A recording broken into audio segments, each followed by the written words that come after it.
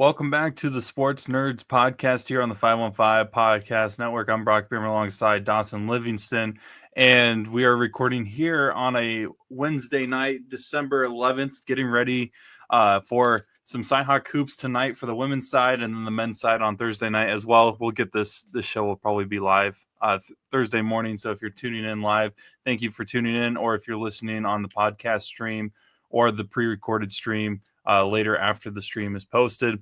We appreciate you guys for tuning in. Dawson, we got some big news kind of coming out. I mean, it's been it started out kind of as a random kind of headline, and I'm not going to lie, once I say it, you probably already know where I'm going with this. You'd be like, oh yeah, this kind of seems like a random headline, but it grew quickly, and it seems like things are finalizing as Bill Belichick is going back to school, going to be a head coach in the college football world as he is finalizing a deal with North Carolina out of all the schools. Not necessarily a blue blood for football, but they've had some good coaches over the years. Mac Brown, who recently just got released or relieved of his duties, former national champion at Texas. But they've never been necessarily on the level of even some of the other names in the ACC like Clemson. And honestly, like over the last 10, 15 years, I'd put Louisville up there as one of those teams. Florida State, NC State, honestly. Yeah. But doesn't matter because Bill Belichick is now the head coach, or is getting ready to become the head coach of the University of North Carolina, Chapel Hill. Apparently his father served as an assistant coach there in the 1950s. Dawson, what were your reactions kind of, because again, this was kind of a 3-4 day process of just rumors coming out, but no one official was really ever saying anything about it. And then all of a sudden today, all the insiders posted something about it, and it sounds like it's pretty much a done deal. When you said Belichick was going back to school, I immediately thought of the movie Old School, where they're recruiting like just a bunch of random group of guys, and I thought of Old Blue. I don't know why, but crazy pull. Anyway, I don't really know what to make of it. How well is Belichick gonna is his game gonna translate to the college level? Is my first question. And then the second question is, how long is he actually gonna coach? Because he's 72. Does that sound right? Let me look it up, but I think you're right. I can't imagine he's coaching late in his 70s. 72. So you would think that this is probably only going to be a 3 or 4 year experiment, if that. It might be shorter than that, for all I know. We obviously know how. He becomes the oldest head coach in college football right now after the signing, at least from the looks of it. Do you know who's second? Kirk Ferentz. 69. Shout out to the band. But if they didn't hire Belichick, and they were rumored to hire someone else. I don't even remember the dude's name, but Kirk would have been the oldest coach in college football. But my second question is, I guess my second question was how long he's going to coach. But I guess my last question I'll have on that is, how well is he going to recruit? Like, I don't really see Belichick as like a guy that's going to go out there on a recruit's doorstep and really sell him on North Carolina and wanting to play football there. Maybe he'll have other people do that for him, or maybe he'll surprise me. But I just don't see Belichick doing that at this point in his career. But it's definitely something. It's not nothing for North Carolina fans. It's one of those where, yeah, I'm kind of on the same boat as you where, yeah, how is he going to be able to recruit? Because he's an old school guy. And the best part about the NFL is if you have success, you really don't have to change how you are as a coach. You can be that old school coach. And when you have been able to retain players as much as he was when the Patriots were going through their dynasty, they didn't have to worry about going out and recruiting as much. He doesn't have to, I guess, but recruiting is important for success in college football. And he has to find a way to relate to the players. And as a 72-year-old, it's kind of hard to relate with this generations of high school athletes. I will say, out of all the eras to do it, I think Bill Belichick is in the best era for him personally, with this ever-changing world of NIL and paying players. And honestly, the slowly rising popularity of general managers of college football teams. Andrew Luck recently was hired on by Stanford staff to be basically a general manager for their football organization, their football program. So maybe he has someone coming on. I don't know if they already have someone on their roster or on their staff as a general manager-esque type of person. Maybe that person will eventually become the recruiter, really. And that would benefit him, I feel like, just because he doesn't have to necessarily relate to the players as much. Because I feel like recruiting, some coaches are blunt, straightforward, this is who I am and all that. And then, everybody knows certain coaches will maybe bend the truth a little bit of their personality just to see if you would come to their program. So we'll see what happens there. I mean, again, 72, that's really weird that he already, his first season as a college coach, he'll be the oldest coach in the country Jesus. by 3. Yeah. Again, I guess I want to know is what are North Carolina's like expectations? Like, because I don't really follow Tar Heel football that much. When I think North Carolina, obviously, I think me and Brock both think of basketball. Yeah. Like, I don't even football doesn't even cross my mind when thinking about them. So, like, are they just gonna be a 7 or 8 win team and be content with that, or do they believe Belichick? Do they believe in Belichick enough where he's going to put them over the edge, and they could be competing for like a wild card spot in the CFP? I guess that's what I really want to know from North Carolina fans. You know what I want? I want North Carolina to make the Duke's Mayo Bowl now next year. I want to see Bill Belichick get doused in mayonnaise. Or the Pop Tart Bowl. Hey, Get don't be Bill. hating on the Pop-Tart Bowl. I'm That's not hating on great. that. I That's the love that. That is greatest bowl game name ever. probably my favorite bowl game. Like you have the nostalgic ones. You have the Rose Bowl. You have the Cotton Bowl, Orange Bowl, Peach Bowl, all that. The Pop Tart Bowl, like it doesn't get much better than the Pop Tart Bowl or the Mayo Bowl. Seriously, that's not that we need to talk about college football, but that's what will keep those bowl games alive. Is those like little like cheesy kind of involvements. The Cheez-It Bowl. The Cheez-It Bowl, Bowl. yeah, literally. Also, sucks that you guys don't have the Outback Bowl anymore to rely on every year. No, because as an Iowa fan, as we would get that every freaking year, it seemed like it would. Because I remember watching the commercials, like, oh, if the Big Ten team wins, it's like all you can eat bloomin' onion the day after the bowl game, and if the SEC team wins, I don't even remember what the other. Yeah, it was like shrimp or something. Mm-hmm. But yeah, isn't it the ReliQuest Bowl? Isn't that what it's called anymore? That's so dumb. Bring back the Outback Bowl. Well, what's your guys' sponsor? The Trans-American Music City Bowl? Or, I don't know. I think you're right. Get me cheesy, like, food, entertainment-related sponsorships. Give me the Tostitos Fiesta Bowl back. Bring me that back. Seriously, the PlayStation Fiesta Bowl is not what I would consider Fiesta. The logo was so cool. Give me a Jack's Pizza Bowl. I was just thinking the same thing, dude. Give me a Jack's Pizza Bowl. Have like at halftime, all the offensive linemen that are like red shirts, like have a pizza eating contest and at the 50-yard line and see who can eat the most pizzas before the end of halftime. Oh, dude, that would be awesome. Jack's Pizza, if you're listening, get on the Jack's Pizza Bowl. Or hey, hit us with the sponsor. Yes. Me and Brock will be very big advocates. As I'll eat Jack's Pizza every day, every meal if possible, if it wouldn't kill me. But getting back to the NFL, let's get into our players of the week. I didn't make a graphic for players of the week. I do for power rankings. So Dawson, I'll let you go ahead with your player of the week. I don't like giving my player of the week to a player that lost his game, but I made an exception this week with this player's otherworldly performance. Josh Allen this week is my player of the week. He obviously, I'm sure a lot of you watched the game on Sunday, but he had 342 yards on 3 passing touchdowns, and then also had 3 rushing touchdowns. First player since, well, what was the stat? Was it Otto Graham to have 3 passing touchdowns, 3 rushing touchdowns in the same game? So pretty nuts.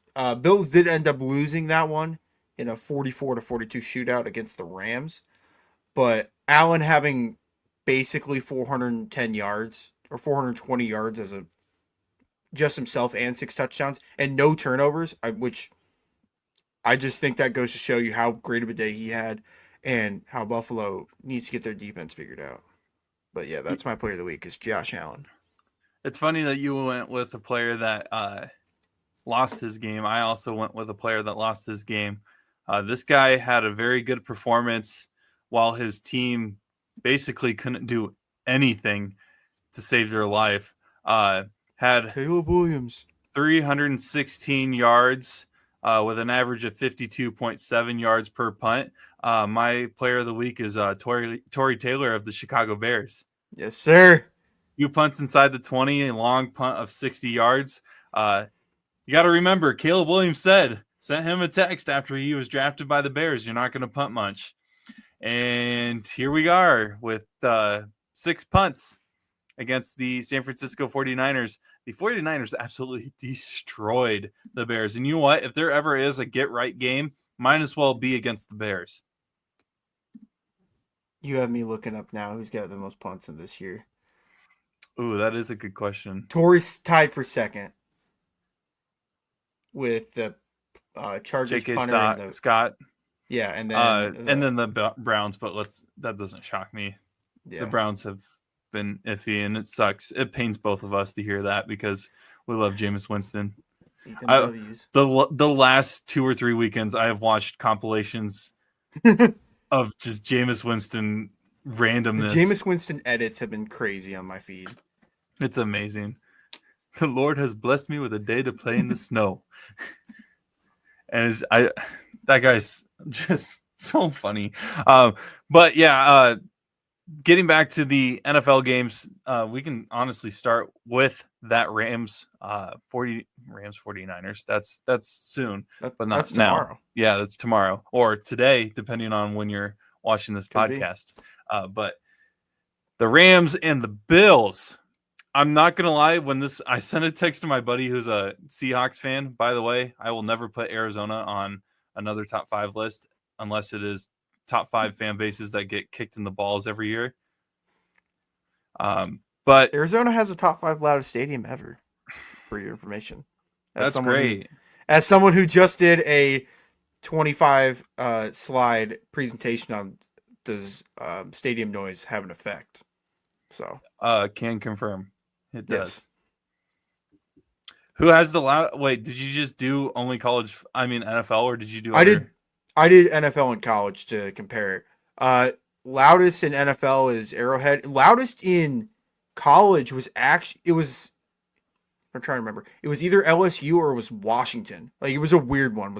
Washington was a crazy loud. Well, not LSU. Washington literally started like a mini earthquake, didn't they once, or was that Seattle?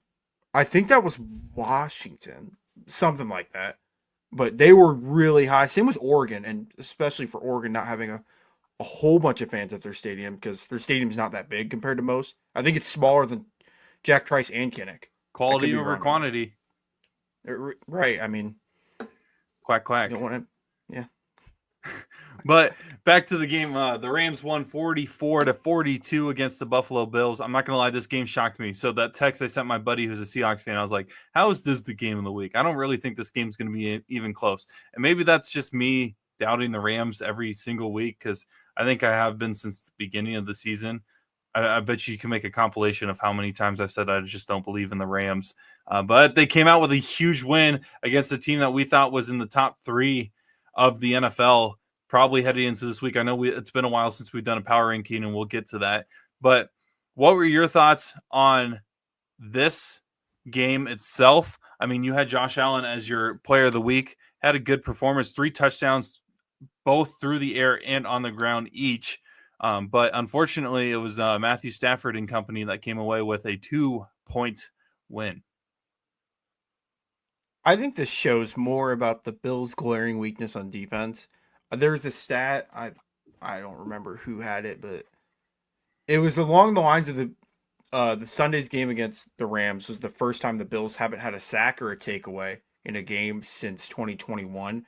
You don't get either one of those in a game, you're typically not going to win those games unless you keep it really low scoring. The Rams, they showed up. They got a couple fluky scores. They had the blocked punt on the Bills. They had the last Puka touchdown. I mean, I think it was a great game. I'm a Rams truther. I think the Rams are really good. I think when the Rams are clicking, I think they're one of the toughest teams to beat. I just think they shoot themselves in the foot more often than not when they're playing good teams. And they can't stay healthy.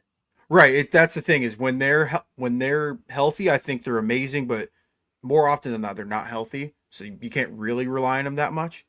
But I think this says more about the Rams pulling this one out, beating a team that was 10-2 going into it, than it does the Bills dropping this one. Yeah, I don't think this is a huge deal for the Bills whatsoever. Um, you saw an unbelievable performance by your quarterback, who I think is probably the favorite to win MVP right now. Mm-hmm. And unless something crazy happens, I think he probably will end up with the MVP.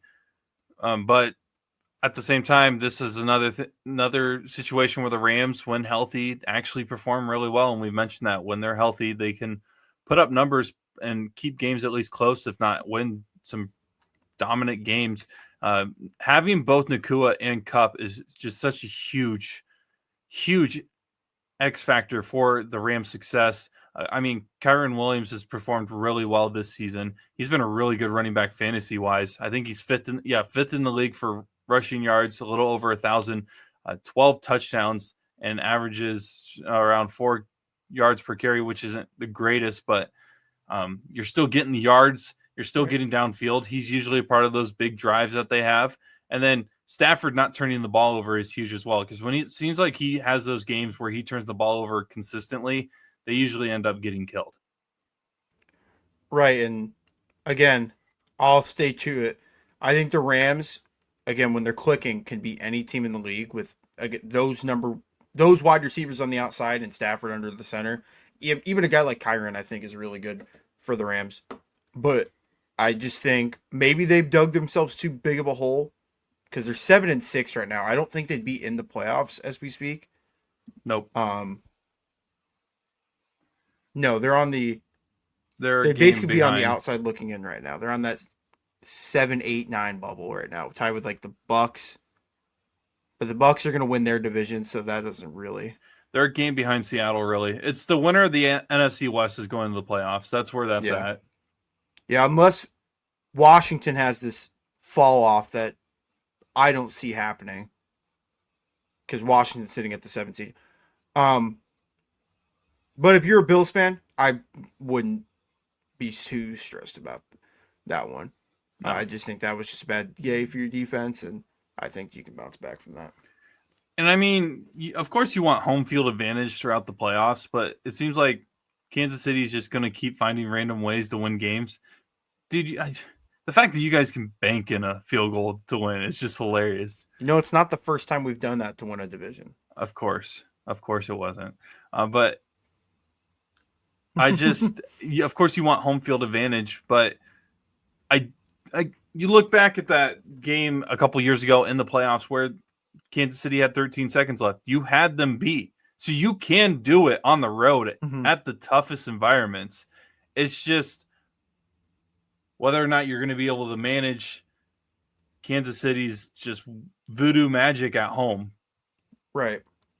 And I don't want to say that home field advantage is like overrated, but I think the AFC, like the top teams, I don't think it means as much because I think every team that good is able to go on the road and compete wherever they're at. Yep.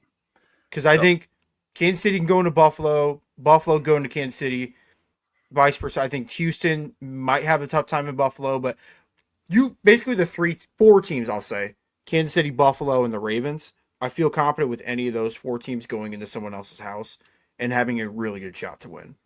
and that's honestly different than the NFC, in my opinion, because I feel Right. like home field advantage matters a ton in It does. that conference. Detroit may have one of the best home field advantages right now in football.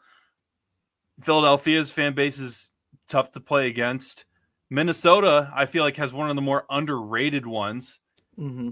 And then, Green Bay, Seattle are 2 teams that have always had very good home field advantages. So the AFC is kind of like, yeah, it's a home field advantage, but you still got two really good teams that anybody can come out with a win. And then you got the NFC where it's like you need to have home field advantage, it feels like, to be able to compete. I mean, Detroit and maybe Philly have been able to prove that they can compete on the road, but that I feel like it's more important in the NFC to have home field advantage versus the AFC. Right, and when you look at like what the NFC is looking like right now for like playoff seeding, right now if the season ended today, it'd be Washington going on the road at Philadelphia. I think Washington could have a very good shot of winning that just because division games, playoff games are always tough, and you're not going like Washington's already really cold and Philly's already really cold, so you don't have that advantage if you're Philly. Whereas a team like um actually the NFC doesn't really.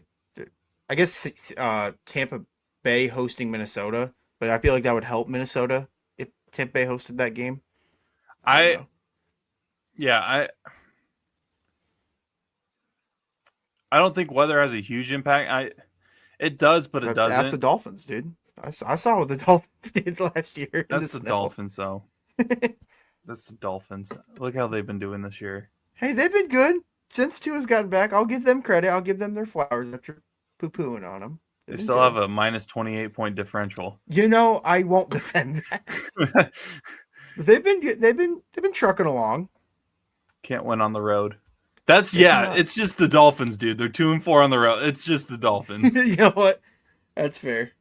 But yeah, I feel like it's going to be fun watching these last couple weeks in the NFC because I really do think the home field is going to make a huge impact, especially if Minnesota is able to host a couple home playoff games. That's huge for a team that may or may not have a amazing quarterback. Again, I'm not trying to hate on Darnold. He's had a good season, but Well, what sucks for Minnesota is unless they win the division, they're going on the road for almost all of their playoff games yeah, that's because they're on that first wild card spot. And which even I mean, though hey, they have look, 4 more wins than Tampa, which might not feel right that they have to go on the road to Tampa. Technically, with the Lions being the 1 seed, it kicks Minnesota all the way down to the 5. look at their schedule, and honestly, I would take Minnesota to potentially. I think what's the record situation? So if head to head, obviously, but is it point differential then if they tie the head to head? I believe so. Is it head to head differential or is it overall? Well, it's head to head if they have the same record. Same But record, I but like if they split the series, is it point differential from the head to head or point differential overall? point differential from the head to head, I believe. So Well, no. I think it's just point differential overall. I think you're right. okay, then I don't think it's going to happen. I was going to say Detroit has Buffalo at Chicago at San Francisco, Minnesota at home their last four games. And Minnesota, on the other hand, has home versus Chicago at Seattle, home versus Green Bay at Detroit. So I almost would take Minnesota, at least how they're playing right now, to win out, have a better chance to win out than Detroit does. Right. It'll be interesting because we could be in a spot where it could be the second to last week of the season, and we have no idea who that 1 seed could be up for grabs that last week of the season. Yep. 1 through 3, honestly. Yeah, because Philly, there's a realm where Philly could clinch that. Although Philly's got a loss to a random team, don't they? Like Yeah, the Falcons, who are on a downward spiral, to say the least. Yeah, shout out Captain Kirk. Zero touchdown. Yeah, let's talk about this. Yeah. Kirk Cousins in the last 2 weeks, 0 touchdowns, 3 interceptions. No, 0 touchdowns, 6 interceptions. How about the last 4 weeks? 0 touchdowns, 8 interceptions, 4 fumbles. Oh my gosh. And a very embarrassing loss back in Minnesota last weekend where the Vikings just throttled the Falcons 42-21. Sam Darnold had 5 touchdowns Kirk Cousins didn't even get the ball in the end zone once. Where are you at the Kirk Cousins experience here in Atlanta? And hey, you were someone that kind of was hesitant to give Darnold his flowers. Is it I time to give was. him credit? Darnold was on my pumpkin watch. He was. I can officially say we're what in week 15. Darnold is no longer on pumpkin watch this year. He has survived it. Kirk Cousins, on the other hand, oh boy, He's not he's even getting on real. watch. He's on it. He's getting real close to sitting on the bench, buddy. Put your ball cap on. Like it's bad. They were sitting at 6-3 about a month and a half ago, feeling good about their chances to win the division because they had the 2 head-to-head wins over Tampa. Like they were sitting good, and then all of a sudden you lose 4 in a row. Kirk he's already non-mobile because of his Achilles injury, but now he's just even more non-mobile, if that makes sense, and can't really put zip on the ball anymore. I think if you're Atlanta, you would be dumb to not play Penix at some point this year. Because He's still in Penix, playoff contention though. I suppose, but if you drop this next one, I guess let me verify who their next game is before I get too carried away. Raiders. Oh, if you lose to the Raiders, it's time. Yeah. If you lose to the Raiders, Penix for the rest of the year. I'm just going to say it. But, because it can't be, as an Iowa fan that has seen terrible quarterback play, it can't be worse than that. But year after year after year, it gets worse somehow.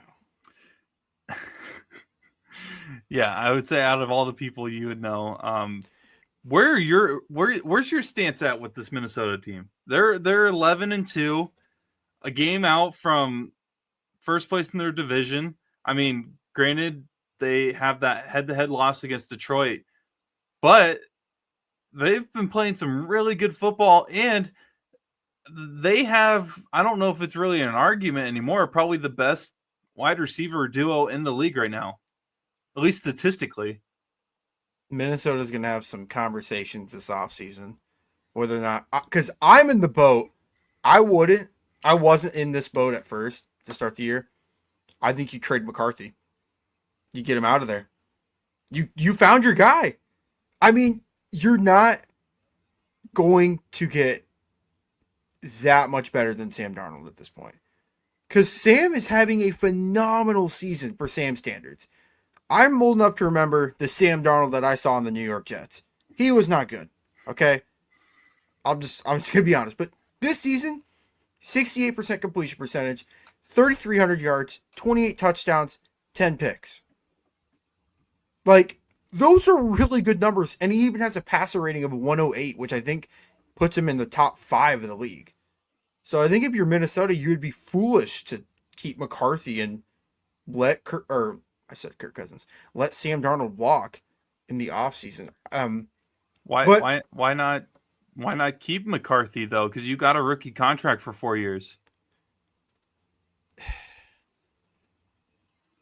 I guess I don't see the point of just letting McCarthy rot away on the bench. Is this just going to be like a Jordan Love, Aaron Rodgers, where McCarthy rots on the bench for 3 years and then finally gets his chance? I mean, I don't know. It's worked well for Jordan Love so far. That's true, but no offense to Sam Darnold, he is not Aaron Rodgers. I'll just say that. Hey now. He's looked better than Rodgers this year. Rodgers has not been good. That's another discussion. Who would have thought that we would be talking about Sam Darnold playing better football than Aaron Rodgers? Dude, I never, ever thought. After seeing Sam Darnold last year on the Niners in that one game be awful, the year before when he was on the Panthers being awful, like, oh man. I have one buddy that has been a Sam Darnold guy since he's came to the league. I'm not even kidding. Like, I message him about, like, probably once a week, just like random Sam Darnold propaganda. Just because I can't believe it at this point in his career. Because he's what, year 7? And he's kind of resurrected his career, where now he's going to get a $55-60 million contract in the offseason. I don't know. It's crazy times in 2024. Yeah. So getting back to the JJ conversation, I personally would keep him. I I have never been a JJ fan in terms of him turning into an elite quarterback. I could see him getting to the like Sam Darnold type level of where Sam is at right now, just kind of being a key contributor to a team. Similar to like Brock Purdy. I don't consider Brock Purdy a superstar, but he's a huge contributor to Mm-hmm. the 49ers. Like Brock Purdy wasn't there. The 49ers are not even like 2 games out from the playoffs. They're already eliminated in my personal opinions with how much injuries that they've had. If he wasn't their quarterback this year and they had whoever their backup was, Nick McMillan, I think it was. Nick Yeah. Mullins. Or yeah. Well, no, whatever. well, hold on. Mullins is on Doesn't the matter. Vikings. Yeah, You get what I'm saying. I do. So I keep him. I stash him. And because you can't guarantee that Sam Darnold, because I just see a Lynn Sanity type thing. And granted, Jeremy Lin got a contract based off of 1 week, not an entire season. But I just see that kind of like one season kind of thing where everybody's like, okay, he's a good guy. He's good for this team. Let's get him to a big contract, re-sign him, because he's going to ask for money. If he keeps playing the way that he is, and let's say they win a game or two in the playoffs, he's gonna want some money. I would be hesitant because you got to remember where he was. He, you know, that's a fair argument because he, for the first 5 or 6 years of his career, was bad. I was gonna find a to different his word, coaches though. That also could be another thing. Or is it more that Darnold's kind of had a resurgence in the 7th year, or is it more that why can I not think of the Matt Vikings? Rule was a defensive guy. I don't remember who was New York's head coach. Saleh. No, it wasn't Saleh. It was Adam Gase. Oh, that's right. Why can't So I that's think what of- I'm saying. Like, Oh. how much can you give credit or credit? That's a terrible way of saying. Kevin O'Connell. How did I? Wow, that was really. Oh, the irritating. Vikings head coach. Yeah. Sorry. Is it more on O'Connell being that good with quarterbacks? I think it's O'Connell. Because look at Kirk Cousins now. Kirk Cousins is a tomato can. Like, So that's what I'm saying. Why not keep JJ? And if for some That's fair. reason Sam, I almost said Aaron Donald. Sam Darnold. I mean, Aaron Hey. Donald playing quarterback, that may be scary. the Rams break a little run, maybe Aaron Donald comes back to the postseason. How freaking cool would that be? If he did and he came back and was dominant, though, that would be like that would just solidify himself as one of the best, if not the best. He is the best defensive tackle of all time. If You does think that. so? If the Rams end up making a run to like, I'll even give him the NFC chip. They don't have to make the Super Bowl, and he's a huge impact. Yeah. Did you see the preview to shoot the next 30 for 30 that involved the defensive tackle or defensive lineman for the Jets going up to confront Brett Favre? Did you see that video? I did. That was. I think his name's Mark Gastinao or Gistignano, Mhm. something like that. Had 22 sacks in a season, which was the record at the time until Michael Strahan broke it in 2001. And the video looks like Brett kind of did give up on the play. Granted, it was a bootleg, and he turned around and Strahan was right there. But man, this Mark was PO'd, and He this is years. This is almost 25 He years wanted to after sack this Brett happened. Favre right then and there, like on the video. Like, good Lord. What were your thoughts on that? I'm not gonna lie, because it's a 30 for 30, right? I think it was a 30 so. for 30 promo. It's something I on think so. ESPN. Mhm. But what was I gonna say? Oh, the other clips I saw for the promotion of this documentary of whatever it is, all of his teammates were trashing him. Apparently, he must have been just this egotistical person, which I mean adds up when you're confronting Brett Favre 24 years, 20 20 years later, 23 years, sorry. Yeah. 23 years after the At fact an of this autograph record. signing thing. Yeah. And he Crazy. literally looked like he wanted to beat him up, and Brett was going to go shake his hand. And I'm like, it's 2024, and I'm signing with Brett Favre on something. What is this? And not just Wrangler team. Yeah, literally. Oh man, dude, in that video, it was like cringy to me how upset the guy was. It put a bad look on him. It did. I get you could be upset. It's like, yeah, that was your record. Like, you probably should have that record.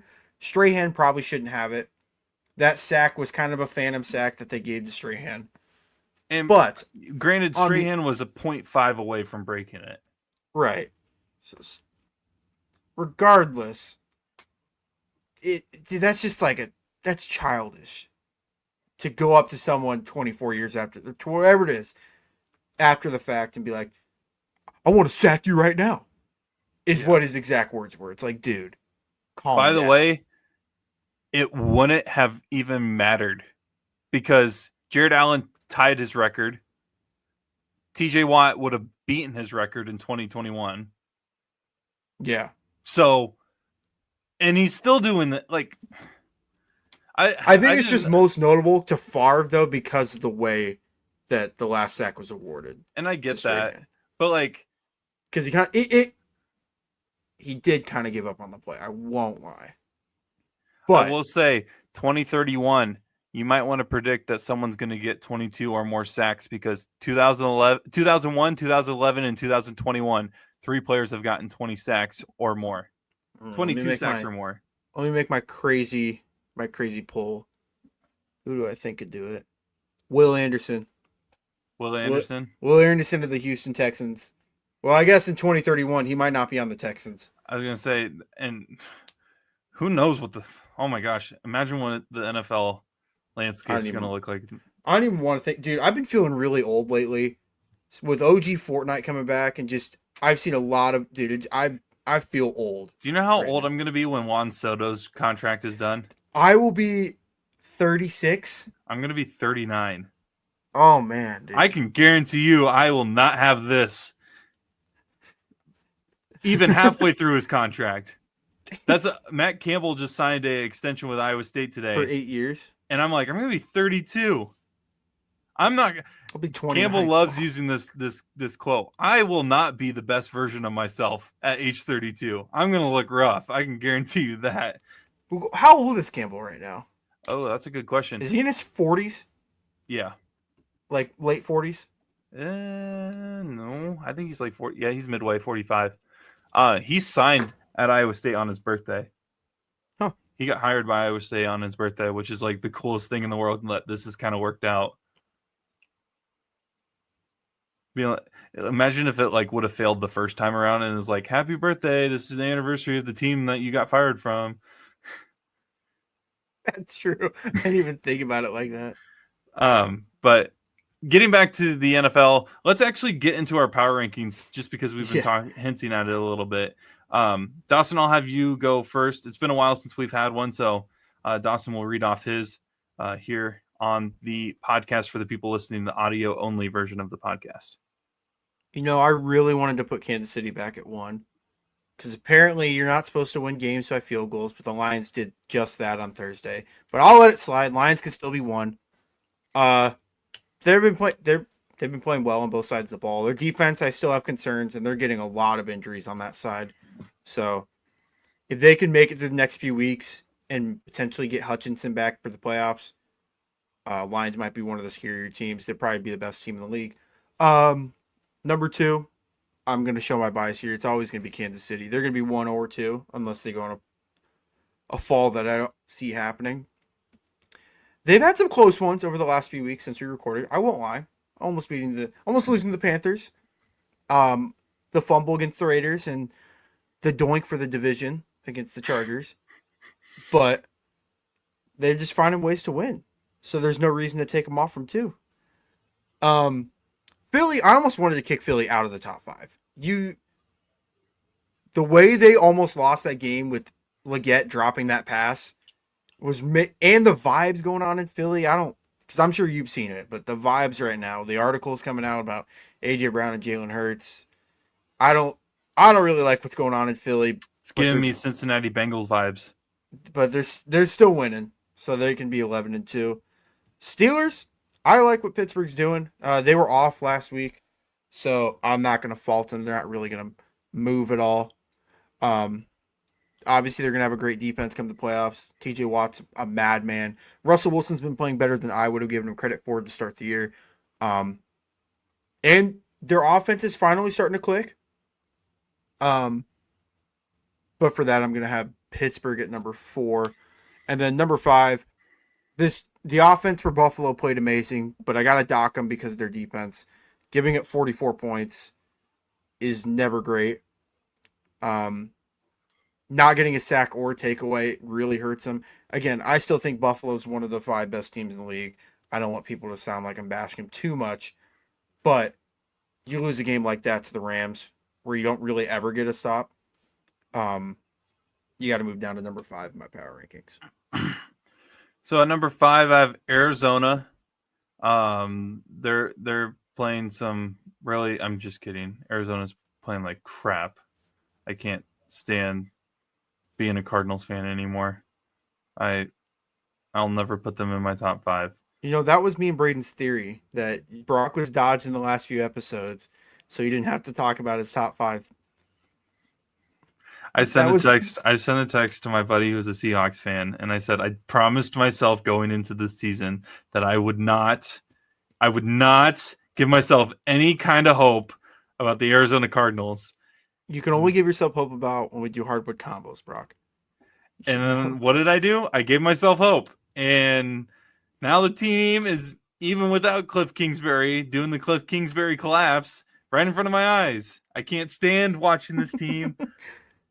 It's so hard, man. It is so hard.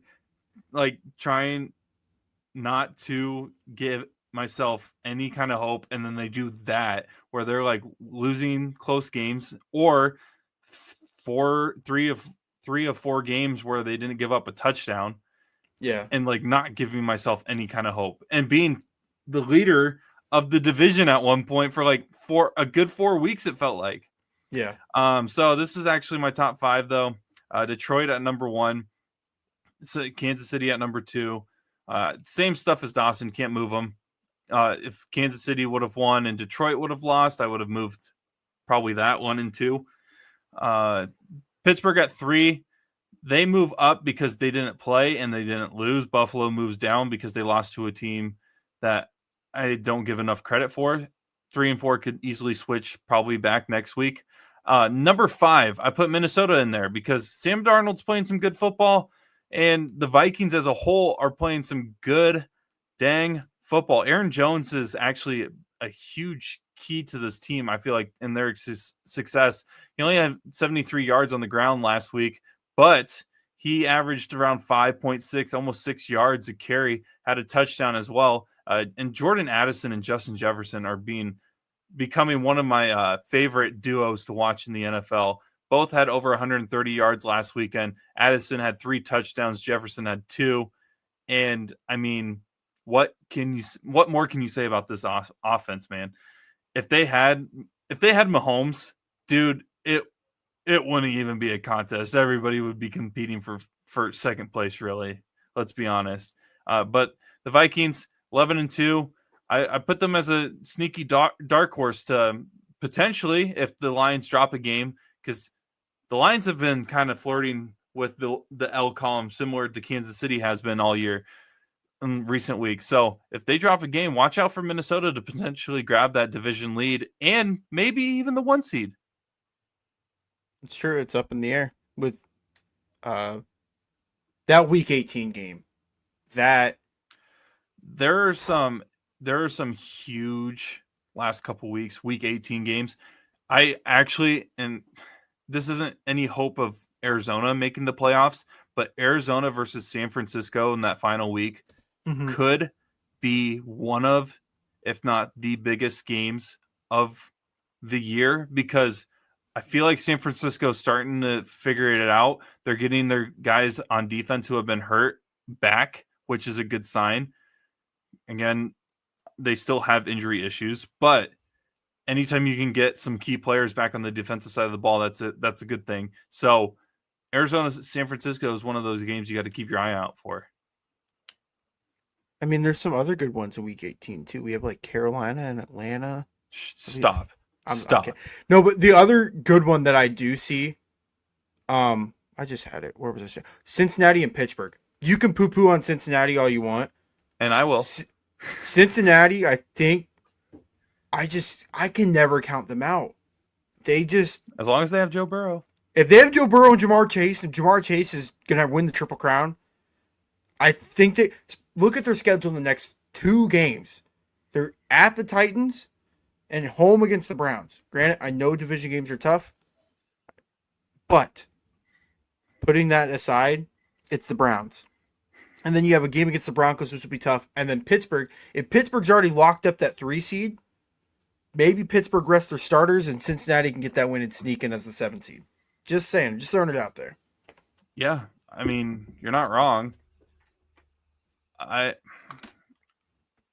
This season's gonna come down to the wire. This is what the NFL is all about. Oh yeah. This is gonna be fun. The Week 18 schedule looks amazing. Chiefs Broncos could be a good one. Vikings Lions. Are the Chargers in contention for a playoff? Are they in the playoffs right now? If it started today, they'd be the 16. Okay, them and Denver. So Chargers at the Raiders, because the Raiders are actually really good at playing spoilers those last couple weeks. I think they did that to the Chargers a couple years ago. Well, what was it? It was Raiders, Chargers, because they tied, didn't they? Well, no. If they would have tied, both teams would have made the playoffs. But the Chargers called like that stupid timeout, and the Raiders got the first down and made the game-winning field goal. Yes, that's right. I forgot about that. And the Raiders made it, and I think Cincinnati also made it, or Pittsburgh also made it. I don't remember. And that was in overtime. Oh yeah, they could have just taken a knee and tied, and they both made it. But freaking Brandon Staley's like, nope, timeout. Oh my gosh! So that could be a big game. Seattle. Los Angeles is going to be a big game. Can we get to Week 18 already? I'm ready for this. Well, no. We only have 4 regular season games left. We have to enjoy them because then we'll be in the middle of June and be like, oh, no football. What are you talking about? That's when the XFL. St. Louis Battlehawks play, baby. Caw is law. Anthony Beck and the boys, man. We're gonna run it back. Hopefully they get Hakeem Butler. They said they're going for a new quarterback, so I'm interested to see who they're going to replace AJ McCarron with. Thank you, AJ McCarron, for your service. Dude, how old is that guy? I haven't heard AJ McCarron's name in a second. He was an MVP candidate last year. I thought you were about to say in the NFL. I was like, no. In the XFL. No. He's 34. Oh, man. That's another one where it's like, I remember him playing at Bama, dude. Man, I feel old. Did you watch any of the Simpsons broadcast? I did for a little bit. I just had to see what it looked like. And I'm going to be so honest. The SpongeBob one is infinitely better. Yeah, agreed. The Simpson one, like, oh man, I just was not enjoying it at all. It was weird. It was weird. It was the same idea as the SpongeBob one, but it was too different for me. Maybe it's because I just like SpongeBob more. And so like I'm going to show bias. And I was never a huge Simpsons kid. And I still don't really care for the Simpsons now. I know there's all the conspiracy that they like can predict the future, but yeah, can they predict that like Iowa State's actually going to win a national championship in something for me? Or Iowa. The state of Iowa. Please. We have such a bad did you see my Facebook post? I'll read it out on the pod. Cuz I posted this after the game when I was going through my 7 stages of grieving. Which I told you last night, I was like, I saved a boatload of money and I didn't have to worry about watching that game live in person. Hey, you don't want to go to a game where you get smoked by 39 points? I've done that before. I don't really prefer it, if I'm being honest. I don't either, but sometimes sometimes you play the number 1 team in the country, Michigan, and they just run for 500 yards on you. What do you do? I posted this: winning 10 games and getting embarrassed in the conference championship game thing is not exactly fun. Hawk fans, how do you do this on a yearly basis? And I had to put a disclaimer at the end. I was like, this is just for jokes. I'm not actually trying to poke fun at you guys. And the responses I got was bourbon. That's my answer. Bourbon. This another one was good whiskey was my answer after the first half. Then another after the third quarter. By the fourth quarter, I've given up. Yeah. So Again, Brock. it was rough, man. And Brock, I've been to 2 conference title games in my life. and you've seen one touchdown. I've not seen a touchdown. Oh yeah, they got. I forgot. I've seen 3 points in 2 games total. I saw targeting in 2 plays. Okay. I'm not even talking about that. I'm talking about 2020 when it took 2 plays for Isheem Young from Iowa State to get called for targeting because he hit a defenseless player. And that was back when it was like any hit to the head was targeting. Right. So he got thrown out in 2 plays, and he was Iowa State's best defense or one of Iowa State's best defensive players. And it took 2 plays for him to get kicked out. And, he was in the secondary, and Oklahoma was able to throw it over the top. So, also Brock Purdy did throw some bad passes. I'm not.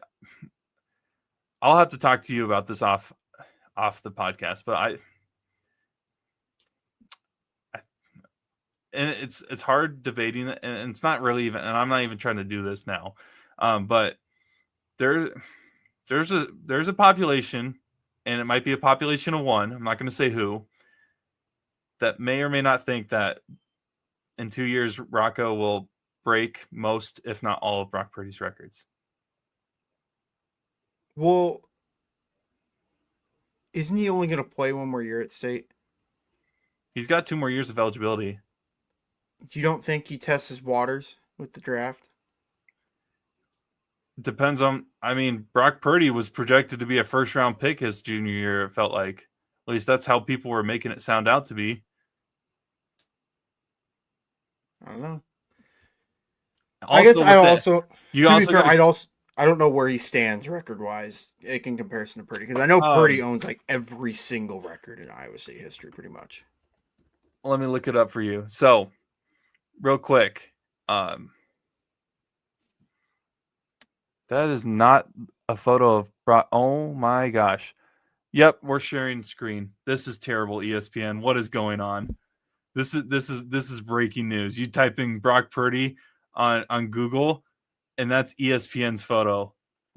I don't even know who that is. Why is the one beneath it? Where did Brock Purdy go to college from? The Des Moines Register.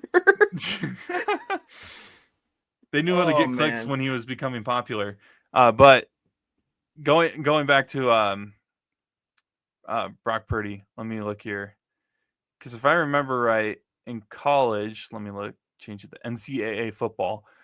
His first season, which I mean, granted, did not start the first half of the year. He had 2,250 yards. His second year almost had 4,000 yards. So he did not have a sophomore slump compared to maybe what people would consider Rocco Beck to have. Looking at Rocco's stats, he had his first year as a starter 3,120 yards, and then this year had 3,235. So if he has another 200, let's say he has another 200 next game, he will have 3,435 and a total of 6,420 by the end of his sophomore season, redshirt sophomore season. Brock Purdy dropped his junior year to 2,750. So if Rocco stays consistent with where he's at, he's on pace to break Brock's record, because he went back up to 3,188 his senior year. Can I ask you something? Yeah. What's it like? Yeah. Go ahead. What's it like having quarterbacks stay Oh my gosh, more than like a year? What's that like? Because it seems like Iowa gets these recruits, they stay for a year or two, and then they just leave. And then Iowa fans are like, "Well, we have one scholarship quarterback under on the team right now into our bowl game." It's like, well, We never can keep them around because they're just not good. It helps when your coach allows you to do things. Hey, in Tim Lester we believe. It is not Kirk Ferentz's team anymore. It's Tim Lester. To give you some idea on touchdowns, Purdy only had one season with over 20 touchdowns. That was his sophomore year. And again, remember what? That's why I'm saying like people were thinking Brock was going to be a high draft pick. His entering his junior year of college was because that sophomore year where he had almost 4,000 yards, 27 touchdowns, 9 interceptions. On the ground had 8 rushing touchdowns. So that was a big reason why a lot of people may have predicted it. Rocco, on the other hand, had 20 touchdowns so far, both of his seasons as full-time starter. QBR, this year Rocco actually dropped, and a lot of it had to probably do with how many times he was sacked. He was sacked 14 times, 9 interceptions. Or I don't know if it's QBR, just rating in general is 137 according to ESPN, which I don't know how good that is because the college one is like it's weird. It goes way higher than the NFL one. To give you an idea, Purdy's best season was 151, so I would say it's not good. 137 is probably not the best, but Rocco his first year had 150.7. I'm not. Brock Purdy is going to be the guy that made me really love being an Iowa State fan even more than I did when I was younger. Because, when you're losing, it's kind of just going as a hobby to have fun and be able to say that you go to a football game every weekend. And if you win, it's just a plus. Purdy changed the standard or helped change the standard of, winning could be an expectation. Rocco's been able to put this team in positions that this program has never seen either. I think the problem some people have with it is that Purdy did it, and then right away we already have someone that's trying to match Purdy, and so people aren't ready to already be like, "Oh, is Rocco already up there?" Because you Purdy, Iowa State fans what was that? So you Iowa State fans are so lucky they caught Hunter Deckers cheating, because that man would still be your starting quarterback. I'm telling you, you can ask people. I've been. Even before Hunter Deckers ever started a game for Iowa State, I wasn't necessarily on board with him. First game he started, I wanted the backup in because I saw Rocco through 2 passes. They were both pass interference calls. Would have been tutties if there was nobody around. Absolute dots. And I was like, can we have this guy play? Not the lefty. Now he's balling up at Iowa Western. Yeah. All right. Didn't mean to get on that tangent of Brock Purdy and Rocco. And again, this isn't me hating Brock Purdy because people who are listening to this that don't really know me that well, you can ask Dawson. I'm one of the biggest Brock Purdy fans that you can find out there.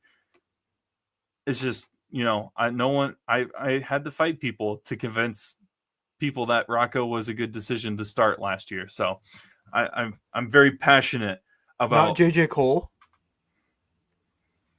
Just because you're from the state of Iowa doesn't mean it's a good idea. That's all I will say. Because you're from the state of Iowa, it's not a good idea. State of Iowa quarterbacks are not good usually. Max Duggan is the only one I can think about the top. And it took him. It took him to his senior year. He got benched too. He wasn't even starting the beginning of the year. Yeah. I don't know. It went up on a tangent. Off on the tangent. We always do. It's what it's like being on the 515 Podcast Network. But yes. Enjoy the games this weekend. For Dawson Livingston, I'm Brock Bierman. We'll be back next week, maybe with the full crew, to talk some more NFL football. Make sure to tune in to the Hardwood Convos podcast. We had an episode go up Wednesday morning, and then we should have a 515 podcast either this week or sometime early next week. So for Dawson Livingston, I'm Brock Bierman. We will see you guys next week.